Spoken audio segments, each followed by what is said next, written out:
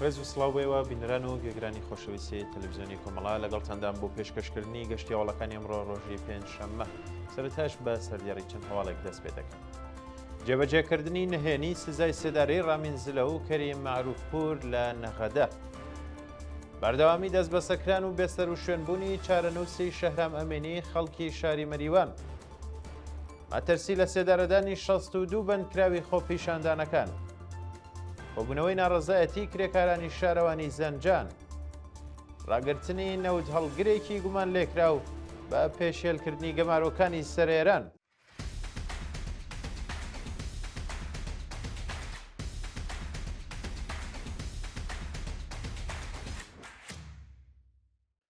جێبەجێکردنی نهێنی سزای سێدارەی ڕامینزلە و کەریم معروفپور لە نەغەدە. بەرەبەیانی ڕۆژی چوارشەمە 30 گوڵانی 1405 هەتاوی سزای سێدارەی دوو بەندکراوی سیاسی کورد بەناوەکانی ڕامینزلە و کەریم معروفپور بە شێوەیەکی نهێنی و بەبێ ئاگادار دەرکردنەوەی بنەماڵەکانیان و پێدانی مافی دوایین دیدار لە زیندانی ناوەندی نەغەدە جێبەجێکرا.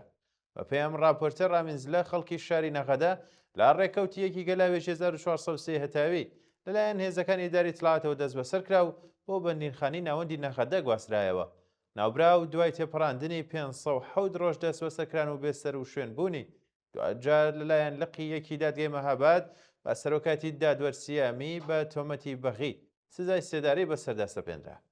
هەروەها کەریم معروفپور تەمەن 29 ساڵ و خەڵکی نەغەدە پێشتر لە ڕێکەوتی سەی خاکەلەوەی 1400 لەلایەن ناوەندە حکوومەتیەکانەوە لە شاری سەردەشت دەست بەسەر کرا. ناوبراو بۆ ماوەیەکی درێژخایەن لە دۆخی بێسەر و شوێنکردنی زۆرم لێو بەبێ پەیوەندی لەگەڵ بنەماڵەکەی ڕاگیرا بوو تا سەرنجام لە دادگایکردنێکی نادات پەروەرانەدا هاوڕێ لەگەڵ ڕامینزلە لەلایەن دادگای مەهابادەوە بە تۆمەتی ئەندامبوون لە یەکێک لە حیزبە کوردیەکانی ئۆپۆزیسیۆن سزای سێدارەی بەسەرداستەپێنرا. بەردەوامی دەست بە سەکران و بێسەر و شوێنبوونی چارەنووسی شەهرام ئەمێنی خەڵکی شاری مەریوان. دوای تێپەڕبوونی 15 ڕۆژ بەسەر دەست بە سەکرانی شەهرام ئەمێنی هاوڵاتیکی کوردی خەڵکی شاری مەریوان لەلایەن هێزە حکوومەتیەکانەوە هێشتا هیچ جۆرە زانیاریەک لەسەر چارەنووسی شوێنی ڕاگرتن و دۆخی تەندروستی ناوبراو لەبەردەزانیە.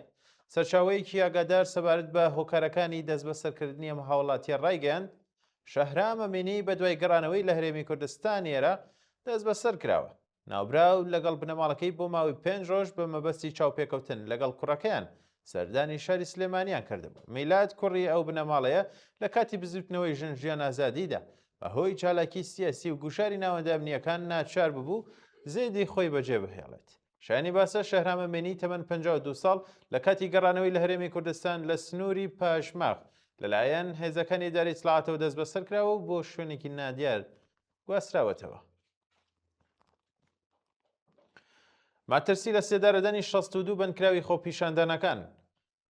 ڕۆژنامەی دەیلی تەلەگرافی بەریتانیا لە راپۆرتێکی تایبەتدا ڕایگەیاند کە لانیکەم 62 کەس لە هاوڵاتیانی دەست بە سەرکراوی خۆپیشاندانەکانی ئەم دوایەی ئێران و ڕۆژهەڵاتی کوردستان ڕوبەڕووی تۆمەتی قورسی دادوەری بوونەتەوە و ماترسی جدیر بڕیاری لە سێدارەدانیان لەسرە. راپۆرتەکە هۆشداری دەدات کە کۆماری ئیسلامی ئەم سزایە وەکو ئامڕازێک بۆ چاوترسێنکردنی کۆمەڵگە بەکاردێنێت. بە پێڕاپۆرتی نوێی ڕۆژنامەی دەیلی تەلەگراف دۆسیەی 62 کەس لە دەست بەسەرکراوانی ناڕزایەتیەکانی ئێران لە دۆخێکی زۆر مەترسیداردایە. ئەم کەسانە ڕوبەڕووی تۆمەتی وەک محارەبە و فساد فی الئەرض کراونەتەوە و بۆ بەشێکیان سزای سەرەتایی سێدارە دەرچووە و نێردراوە بۆ دیوانی باڵای وڵات. چالاکوانانی مافی مرۆڤ جەخت دەکەنەوە کە پرۆسەی دادگایکردنی ئەم تۆمەتبارە ناڕوون بووە. ئەوان لە مافی پارێزەری سربەخۆ بێبەشکراون و سزاکان تەنیا لەسەر بنەمای دانپێدانانی زۆرم لێ لە ژێرە شکنجەدا سەپێنراون. ڕێکخراوەکانی مافی مرۆڤ هۆشداری دەدەن کە بێدەنگی کۆمەڵگەی نێودەوڵەتی دەبێتە هۆی لە سێدارەدانی ئەم دەست بەسەرکراوانە. بۆیە داوا لە نەتەوە یەکگرتووەکان و یەکێتی ئەوروپا دەکەن لە ڕێگەی گوشاری دیبلۆماسیەوە ڕێگری لەم کارە بکەن. هۆشداری فەرهەنگیان لەسەر مەشق و ڕاهێنانی سەربازی مناڵان لە ئێران. ئەنجومەنی هەماهەنگی ڕێکخراوە پیشەیەکانی فەرهەنگیان ئێران بە بڵاوکردنەوەی بەیاننامەیەک هۆشداریدا لەسەر مەشق و ڕاهێنانی سەربازی منداڵان و مێر منداڵان لە هەندێک لە مزگەوتەکان و بنکەکانی بەسیجدا. لەو بەیاننامەیەدا جەخت لەوە کراوەتەوە کە ئەم مەشق و ڕاهێنانانە تەنیا لە چوارچێوەی بابەتە تیۆریەکاندا نەماوەتەوە بەڵکو بە شێوەیەکی پراکتیکی ڕاهێنان لەسەر چەک و چۆڵی جۆرا و جۆر دەکەن. ئەم ئەنجومەنە ڕایگەیاندووە کە بەکارهێنانی منداڵان لە بەرنامە نیمچە سەربازیەکاندا پێشێلکردنی بنەماکانی مافی منداڵان و بەڵێنە نێودەوڵەتیەکانی کۆمەری ئیسلامی ئێرانە. ئەنجومەنی هەماهەنگی فەرهەنگیان هەروەها خوازاری لێکۆڵینەوەی سربەخۆ و شەفاف لەم بابەتە و ڕێگریکردن لە بەردەوامی ئەم ڕەوچە بووەتەوە. کۆبنەوەی ناڕزایەتی کرێکارانی شارەوانی زەنجان. کۆمەڵێک لە کرێکارانی شارەوانی زەنجان ڕۆژی چوارشەممە سیگوڵان لە بەردەم بینای شارەوانی و شارە کۆبوونەوەیکی ناڕزایەتیان وەڕێخست. بە پێم راپۆرتە دەیان کەس لە کارمەندانی شارەوانی زەنجان دژ بە بڕیاری شۆرایی شار و شارەوانی سەوارت بە پێنەدانی حەقی ئیزافەکاری و هەروەها جێبەجێ نەکردنی بەڵێنەکانی پێش و سەبارەت بە زیادکردنی موچە ناڕزایەتیان دەربڕی.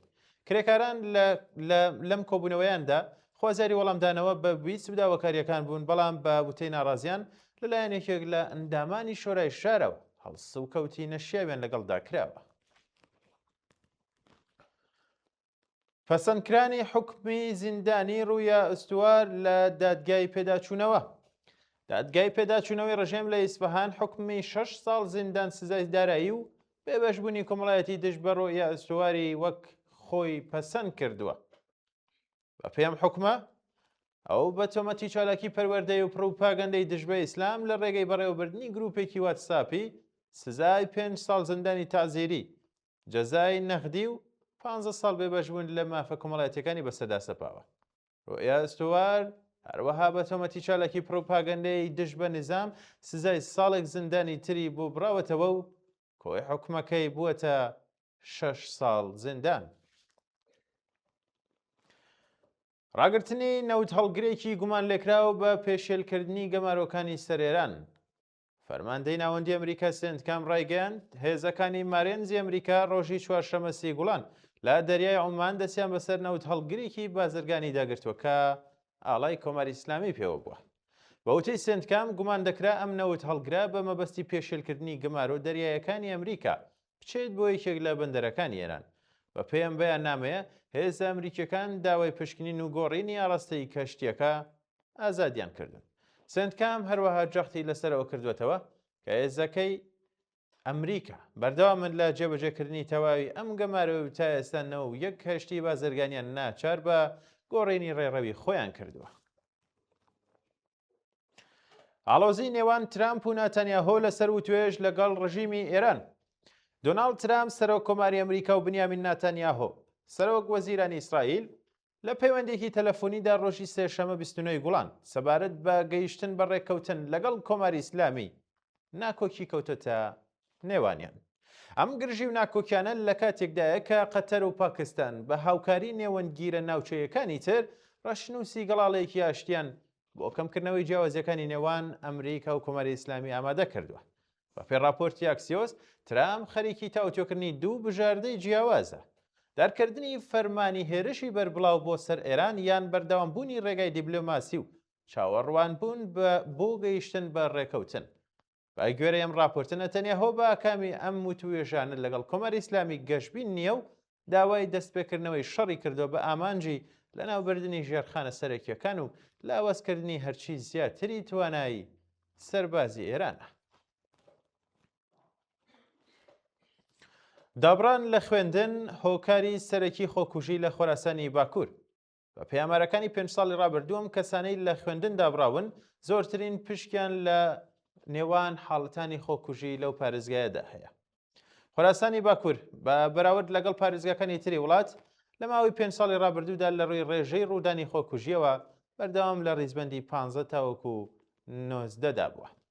شارزایانی کۆمەڵایەتی دەڵێن کەمبوونەوەی دەرفەتەکانی کار، گوشارەکانی بژێوی و هەستی دابران لە کۆمەڵگا لەو هۆکارانن کە بەتایبەت لە نێوان گەنجاندا مەترسی دەرکەوتنی ڕەفتارە پڕمەترسیەکانی وەک خۆکوژی زیاد کردەکە.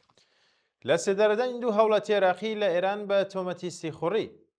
دوو هاوڵاتی عێراقی بەناوەکانی عەلی نادر ئەلعوبەیدی و فازڵ شێخ کەریم کە پێشتە لە دۆسەیەکی هاوبەشدا بە تۆمەتی سیخوڕی بۆ یەکێک لە وڵاتانی عەرەبی ناوچەکە سزای لە سێدارەدانیان بەسەردا سەپا بوو لە زیندانی ناوەندی کەرەج لە سێدارە دراون. بە پێم راپۆرتە جێبەجێکردنی حکمی و دوو کەسە لە ڕۆژانی کۆتایی شەڕی 40 ڕۆژەی نێوان ئێران، ئیسرائیل و ئەمریکادا و بە شێوەیەکی نهێنی ئەنجام درراوە. تا کاتی بڵاوبوونەوەی ئەم راپۆرتە بەرپرسانی کۆماری ئیسلامی و هەروە حکوومەتی عێراق هیچ کاردانەوەیکی فەرمیان بەرامبەر بە هەواڵی لە سێدارەدانی ئەم دوو هەوڵەتی عێراقی نیشان نەداوە.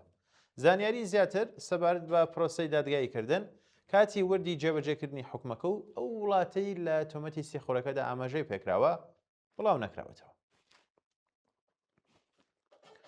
بانگێشتکردنی باڵیۆزانی ڕژێمی ئیسرائیل لە ئەوروپا و کانەدا.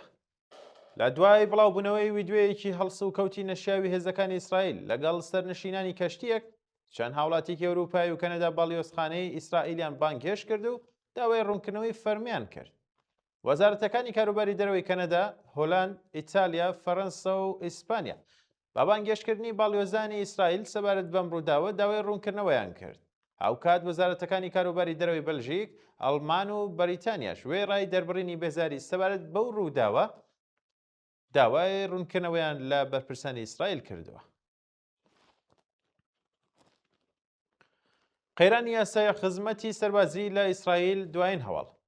ناکۆکی لەسەر یاسای خزمەتی سەربازی و بەخشینی یەهودیە ئۆرتۆدۆکسە تونڕەوەکان. قەیرانێکی سیاسی نوێی لە ئیسرائیلدا دروست کردو بۆ چایەکێک لە جددیترین ئاڵنگاریە سیاسیەکانی حکوومەتی بەنیامین ناتانیاهو. بە پێڕاپۆرتەکان ئەم ناکۆکیانە لە ڕۆژانی ڕابردوودا پەرلەمانی ئیسرائیلی تا لێواری هەڵوەشاندنەوە و بەڕێوەچوونی هەڵبژاردننی پێشوەختە بردووە و دەرز و ململانەی نێوان حکوومەت، حیزب ئاینیەکان و هێزە دەگەکانی سوپای قوڵتر کردوێتەوە. حیزبەکانی حەریدی دوای بەردەوامبوونی بەخشینی فێرخوازانی قوتابخانە ئاینیەکان لە خزمەتی سەربازی کار دەکەن. حیزب ئاینیەکان هەروەها هەڕەشەیان کردووە لە ئەگەری گۆڕینی یاساکە و لابردنی بەخشینەکان لە هاوپەیمانێتی دەسەڵاتدار دەکشێنەوە، کارێکی کە دەتوانێت بێتە هۆی ڕووخانی حکوومەت و بەڕێوەچوونی هەڵبژاردننی پێشوەختە. بەڵێ بینەران و گوێگرانی خۆشەویست، کەشتیاوەڵەکان پێشکەشکردن کات و ساتێکی باش بۆ هەموو.